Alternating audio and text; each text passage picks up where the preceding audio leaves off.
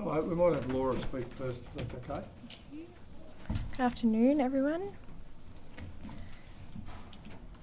So the message today from the Bureau of Meteorology is that parts of the south and southeastern Queensland can expect rainfall to continue into the weekend, and with heavier falls within this rainfall to potentially produce flooding.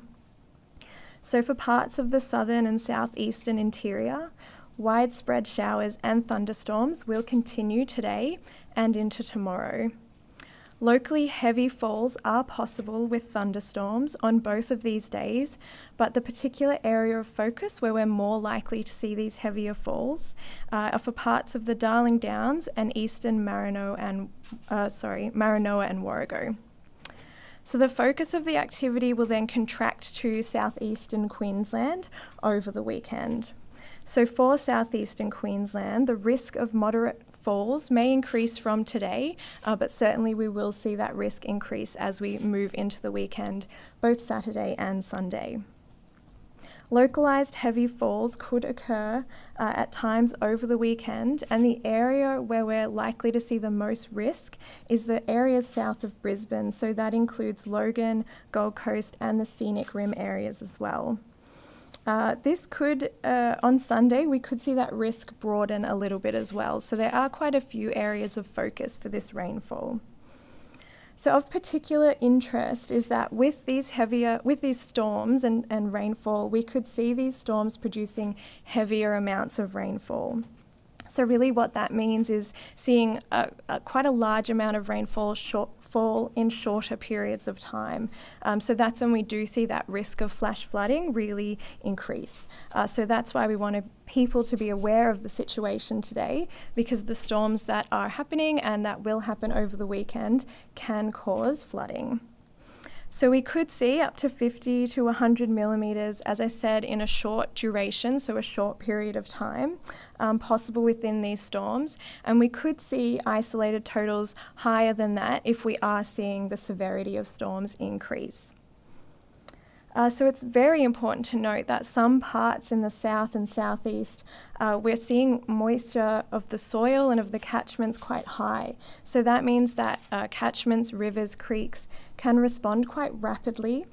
And we don't necessarily need to see really heavy rainfall to see responses. We could see responses from moderate rainfall this weekend. So in terms of the flooding situation at the moment, so major flooding is we've got that on the Warrego River, so at Charleville. So from this evening, we are expecting to see river levels rising above that moderate level. And that's due to multiple days of, we've seen heavy rain falling in that area from thunderstorms. And as we see that sort of water move downstream, we can also expect to see moderate flooding downstream from Charleville, and that's more likely tomorrow. We also have a flood watch out for the rain that is coming over the weekend. So that covers quite a large area of southern inland rivers. So that includes the McIntyre, Weir, Mooney, Balonne, Warrego and the Paru River as well. So quite a large area where we are asking people to stay up to date as they are at risk of flooding, and that's why we have issued that flood watch. So at this stage, rainfall is likely to slowly ease later in the weekend and earlier into next week as this system that's causing all of this rainfall moves offshore. So we really are asking all residents in those areas to stay up to date with the Bureau's forecasts and warnings as the situation progresses over this weekend. Thank you.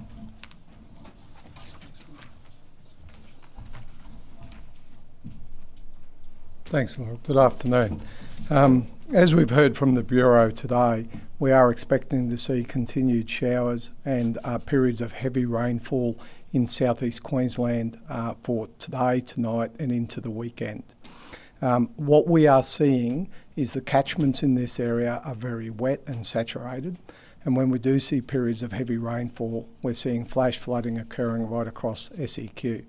Could I please urge people who are out driving? We have seen some significant traffic accidents on our roads today in the wet weather.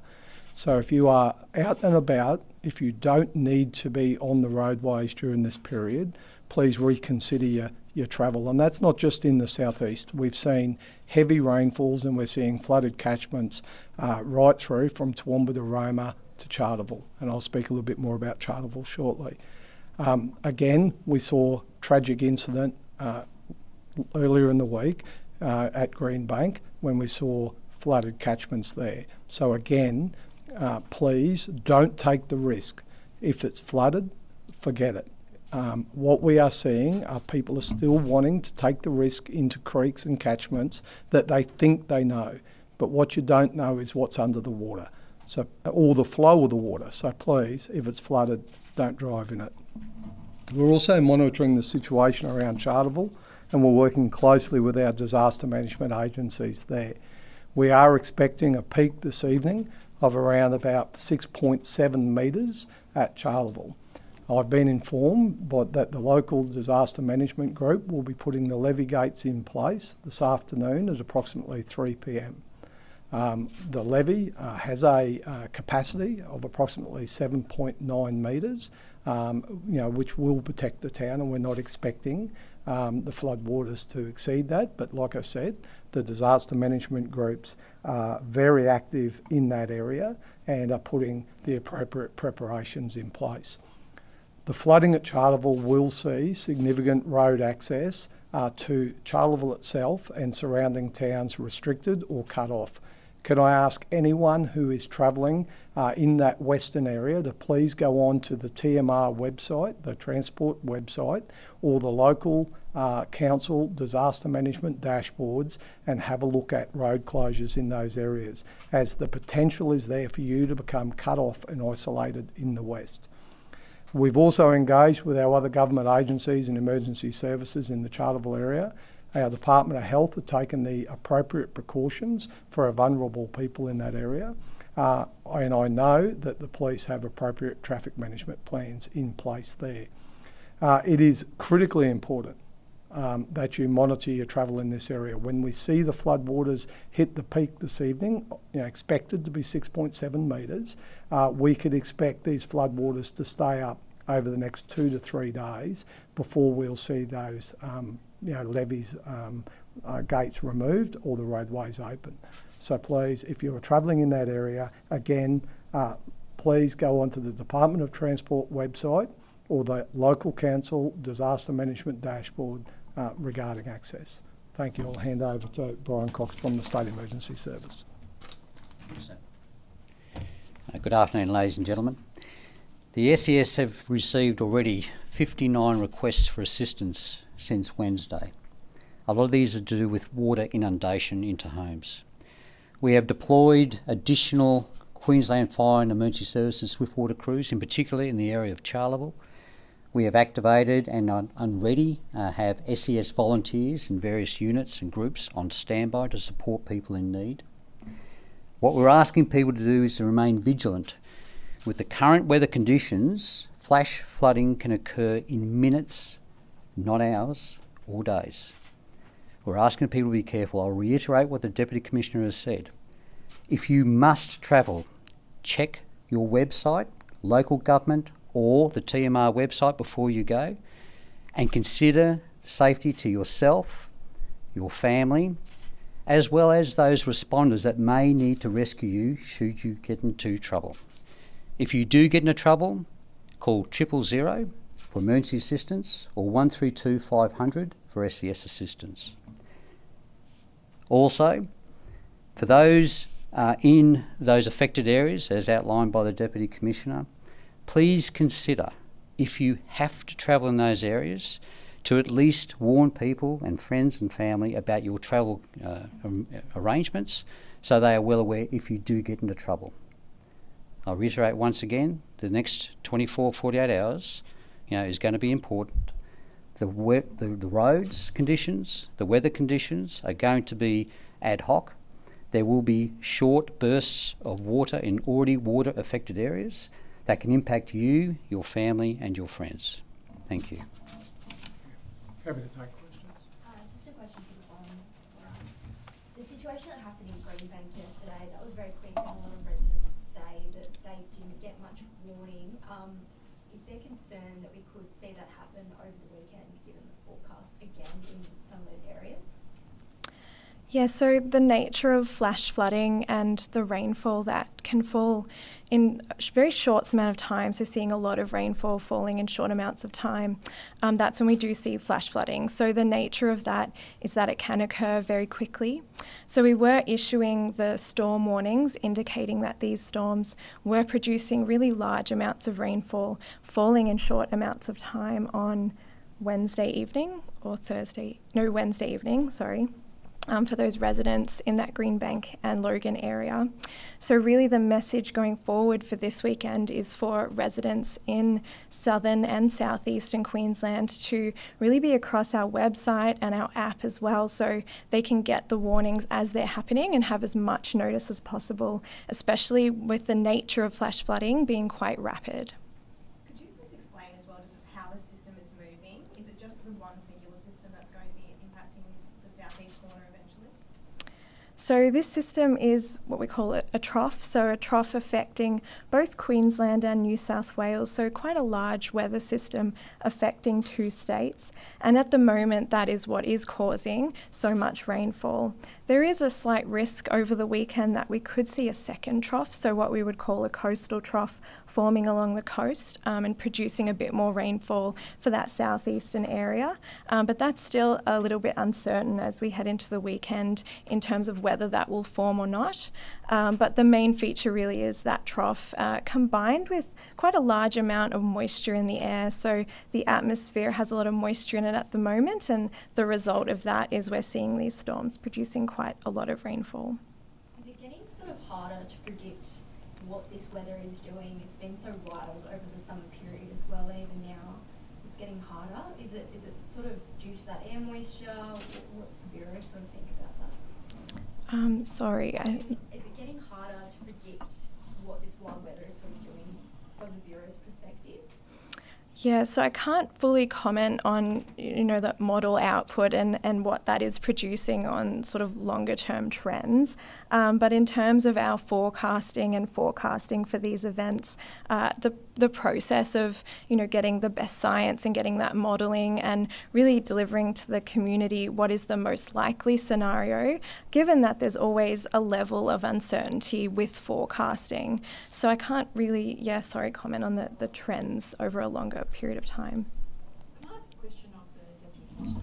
You see this school holiday period is a time when people are travelling, visiting relatives and families and going on holidays. Would you tell people to reconsider some of those holiday plans given this weather forecast? Well, what we've seen is, we've seen intense rainfall now right across parts of the state. We've spoken today about southeast Queensland, Toowoomba, right out to Roma, to Charterville. So I suppose it depends on where you're travelling for your school holidays.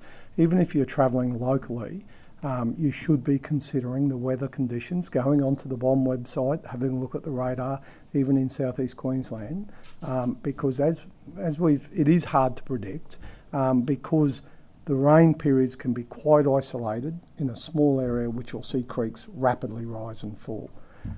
I suppose the key message, but, is if you are travelling and you do see a flooded creek, no matter how low that might look, is don't drive in it. That's when you should really back it up. If you're travelling more longer distances out west, the other side of the range, Toowoomba, out towards Roma, Charterville, you really do need to reconsider your travel. You need to be looking at the Department of Transport website, you need to be looking at the local disaster management dashboards, because there are roads out there that will be cut off with these floodwaters. And potentially you could end up between two flooded river systems, which will see you trapped for multiple days. So please, if you are travelling out there, make sure you check those conditions before you go. And it might be the time where if you do have to travel, if you live locally and you have to travel, that you might take some extra precautions, put a bit of extra food and water in your vehicle, just in case you do get trapped. Have you heard reports of people being stuck? There's obviously multiple highways closed. No, we haven't at the moment, but can I say, we see this on a regular occurrence. We have a lot of people tourists in Queensland who don't know the local conditions, who travel right through the western parts of Queensland, and in these events we regularly see tourists or other people stuck between catchments that have risen. As I've indicated, we will see catchments closed and roads closed out around that Charleville area. In terms of Charleville and the levy that we put in, what's the risk window for that? Is what would happen per se if there was, in terms of flash flooding that rose beyond that level? Yeah, look, 6.7 metres is what we're expecting it to peak, and that's based on the modelling we're seeing, and we're getting updates on that all the time. The levee has that capacity to 7.9 metres, and I'm briefed by the local disaster management group that evacuations wouldn't be necessary until we get to about 8.1 metres, which is not what we're expected to see here.